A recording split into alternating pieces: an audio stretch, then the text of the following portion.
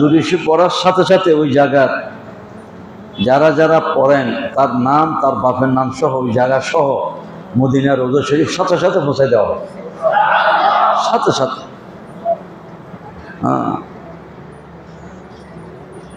আল্লাহু আকবার। আমাকে মান সাল্লা আলাইয়া মিন্নাইন উবলিগতুহু, হাদিস পরিষ্কার। ইন্না লিল্লাহি মালাইকাতান সাইয়াহিন, পড়তে দেরি, আমরা উজানি হিসাবে বলতেন দুরূদ শরীফ পড়তে দেরি, মদিনা মুছতে দেরি হয় না। দুরূদ শরীফ এত বড় আমল, যারা দুরূদ শরীফ সবসময় পড়বে মদিনার সাথে সরাসরি সম্পর্ক হয়েই যাবে। মদিনাওয়ালা তাকে চিনবে, রওজা শরীফওয়ালা চিনবে। এই জন্য প্রত্যেক দিন 200 বার দুরূদ শরীফ, কোন 200 বার, কমপক্ষে 200 বার। পারবো না ইনশাল্লাহ? কয়বার? কমপক্ষে 200 বার, কমপক্ষে 200 বার। বেশি পারলে অনেক বেশি। জুমার দিন, আজকে তো জুমার দিন গেল, কমপক্ষে 3000 বার। কয় হাজার? 3000 বার। হুজুর করে 5000, 6000, 10000 করে। জুমার দিন 5টা আমলের মধ্যে একটা আমল এটা, বলেন 5টা আমলের মধ্যে একটা আমল কি? দুরূদ শরীফ আমল। দুরূদ শরীফ বেশি বেশি দুরূদ শরীফ পড়া জুমার দিন বেশি আল্লাহর কাছে বেশি প্রিয়। আসর পড়াতে একটা দুরূদ শরীফ পড়ছি আমরা, অনেকে পড়ছেন না? আল্লাহুম্মা সাল্লি আলা মুহাম্মাদিন নবিয়্যিল উম্মি ওয়া আলা আলিহি ওয়া সাল্লিম তাসলিমা। যারা ওই জায়গায় বসা অবস্থা 80 বার পড়বে, ওই জায়গায় বসা অবস্থা 80 বার পড়বে, 80 বছরের আবাদত সব তার আমল লেখা হয়ে যাবে। এবং 80 বছরের গুনাহ থাকলেও আমাদের নানা হুজুর রহমাতুল্লাহ বলতেন সগীরা কবিরা দরকার নাই, দুরূদ শরীফের ফজিলত আল্লাহ কোন গুনাহ মাফ করে বলা যায় না। আল্লাহ তাআলা সগীরা মাত্রা কবিরা মাফ করে দিতে পারেন, দুরূদ শরীফের বরকত এত বেশি। 80 বছরের গুনাহ মাফ করে দিবে। এগুলো আমাদের ইয়াকিনের অভাব, যার কারণে আমরা অনেক আমল করতে চাই। আল্লাহ তাআলা আমাদেরকে দুরূদ শরীফ বেশি বেশি পড়ার তৌফিক দান করেন। দুরূদ শরীফ একটা আমল আছে জুমার দিন গেলাম। আমি আইডিয়া করছিলাম আজকে একটু কারগুজারি শুনে, জোরের নামাজের পরে জুমার পরে খানা খাইয়ে একটু কাইলিয়া করছি। এই 15 ঘন্টা পরে ঘুম ভেঙে গেছে। তখন চিন্তা করলাম যে কী করবো, কী আমল করবো। তো দেখলাম তসবিহ সারা তালাশ করলাম, মাথার পাশে একটা তসবিহ সারা রাখি আমি সবসময়। আজকে দেখলাম যে তসবিহ সারা 500 বার, 500 কান দানাওয়ালা তসবিহ আমার আহলি, আমার বিবি সাহেবের তসবিহটা পাশে আছে। তো আমি এই পড়া শুরু করলাম, এই ঘুমোতে ওইটা যে উঠবো, উঠতে পরে দেখলাম যে কতক্ষণ পরে, মানে 20 মিনিট 25 মিনিটের ভিতরে 500 বার হয়ে গেছে। সাল্লাল্লাহু আলাইহি ওয়াসাল্লাম, সাল্লাল্লাহু আলাইহি ওয়াসাল্লাম, বলেন না সাল্লাল্লাহু আলাইহি ওয়াসাল্লাম, সাল্লাল্লাহু আলাইহি ওয়াসাল্লাম, সাল্লাল্লাহু আলাইহি ওয়াসাল্লাম, সাল্লাল্লাহু আলা নবী মুহাম্মদ, সাল্লাল্লাহু আলা নবী মুহাম্মদ। এটা দুরূদ শরীফ, এটাও দুরূদ শরীফ। সাল্লাল্লাহু আলা নবী মুহাম্মদ, এটা দুরূদ শরীফ। একবার সংক্ষিপ্ত দুরূদ শরীফ পড়েন না সব। আমি কালকেও তালিমে বলছিলাম, আমাদের রাফি হযরত বলছেন, হাকিম কলিমুল্লাহ, যারা বেশি বেশি দুরূদ শরীফ পড়বে, চলতে ফিরতে দুরূদ শরীফ পড়বে, চলতে ফিরতে ইস্তিগফার বেশি বেশি পড়বে, ইস্তিগফার বেশি বেশি পড়বে, আল্লাহ তাআলা তার ঈমানকে হেফাজত করবে।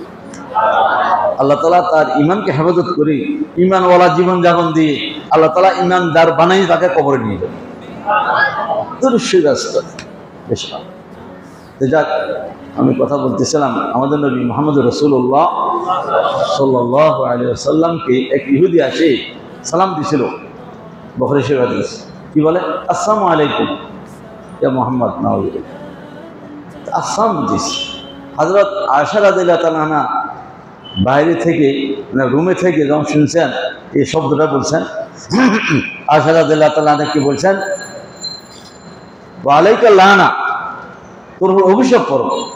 আমার নবীকে তুমি মৃত্যুর জন্য বলতেছ। রাসূল করিম সাল্লাল্লাহু আলাইহি ওয়াসাল্লাম বলেন, এই আয়েশা তুমি কেন রাগ হইলা? তো হুজুর শোনেন না কি বললো? তো আমি কি জবাব দিয়েছি শোনো নাই? হুজুর কি জবাব দিয়েছেন? শুধু আলাইকুম কথা বললাম। কি বলছে? এই জন্য কোনো ইহুদি, হিন্দু, কাফের, মুশরিক যদি কাউকে সালাম দেয়, কোনো সময় মুসলমান আমাদেরকে সালাম দেয়, তার জবাব কি দিবে বলেন? শুধু ওয়ালাইকুম বলেন, ঠিক কি বলবো? ওয়ালাইকুম।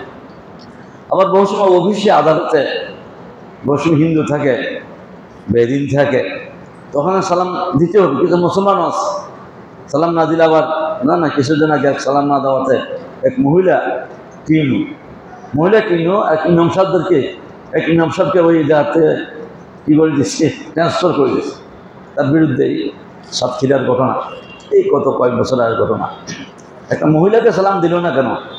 অথচ মহিলাকে সালাম দেওয়া জায়েজ নাই, বেগানা মহিলাকে সালাম দেওয়া জায়েজ নাই। নিজের বিবিরে সালাম দেন, নিজের মাকে সালাম দেন, বোনকে সালাম দেন, ঘরে ঢুকবার সময় সালাম দেন। যারা ঘরে ঢুকবার সময় সালাম দিবে, আল্লাহ রসুল ডাইরেক্ট বলেন যে যখন ঘরে প্রবেশ করার সময় সালাম দিবে, ওই ঘরে যারা আছেন আল্লাহ বলেন আমি তাদেরকে আমার জিম্মায় নিয়ে নেব। যখন সালাম দিয়ে ঘর থেকে বের হবে, সালাম দিয়ে ঘর থেকে বের হবে, তখন শয়তানে বলে সমস্ত ছেলেদেরকে এই ঘরের মধ্যে আর প্রবেশ করার চিন্তা করিস না, এই ঘরে তোর কাজ শেষ, দায়িত্ব সব শেষ, এমন করে কাজ করা যাবে না। কেন?